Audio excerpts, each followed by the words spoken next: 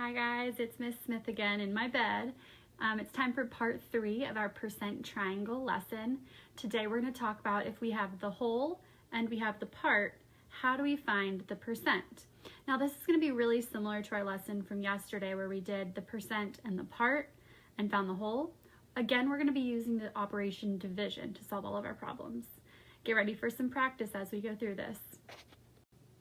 Let's start by reviewing our percent triangle. As a reminder, the W represents the whole, the P represents the part, and the percent symbol represents the percent. So yesterday we talked about if you have the part and the percent, how do you find the whole? And in order to solve that kind of problem, we have to start with the part at the top and divide by the percent. We're going to do the same thing when we have the part and the whole. If you have the part and the whole, you're going to start at the top with the part and divide by the whole in order to find the percent. Again, always start with the part and divide.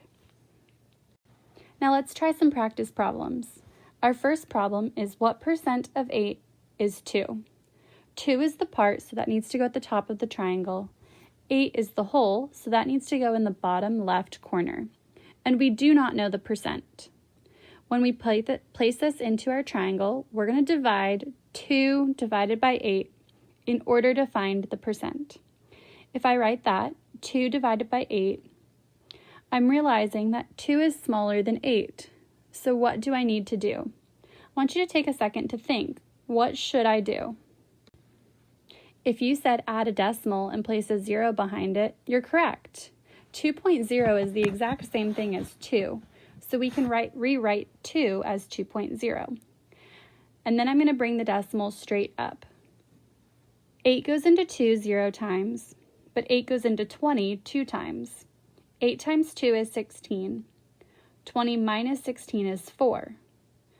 Now we're at another problem. What do we do if we have a remainder when we're dividing with decimals? If you thought add another 0 to bring down, you're correct. If I put another 0 and bring it down, I'm left with 40. 8 divided by 40, or 8 goes into 40 5 times. 8 times 5 is 40, and 40 minus 40 is 0.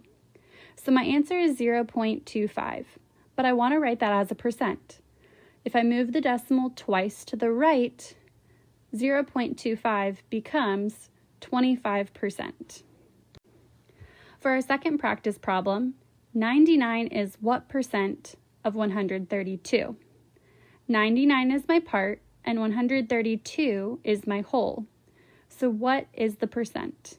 I'm going to need to do 99 divided by 132. Pause the video here to solve, and then continue on. If you said that 99 is 75% of 132, you're correct. When I write this out, 99 divided by 132, 99 is smaller than 132. So again, this number is going to be smaller than 1. I'm going to have to add a decimal and some zeros behind it. I know that 132 goes into 99 0 times, but it goes into 990 7 times. 132 times 7 is 924. 990 minus 924 is 66. If I add another 0 to bring down, I now have 660. 132 can go into 660 5 times, and 132 times 5 is 660, so we're left with nothing. So our answer is 0.75, but again I want to write this as a percent. I need to move the decimal twice to the right, and I find out that it is 75%. Give yourself a pat on the back if you got this one correct. Our final practice problem of the day is what percent of 125 is 85? I want you to draw your percent triangle and solve this problem on your own. Pause the video here until you're done to check your answer. 85 is the part and 125 is the whole. So you should set your percent triangle up just like this. Since 85 is smaller than 125, you need to make sure you've placed your decimal and added some zeros.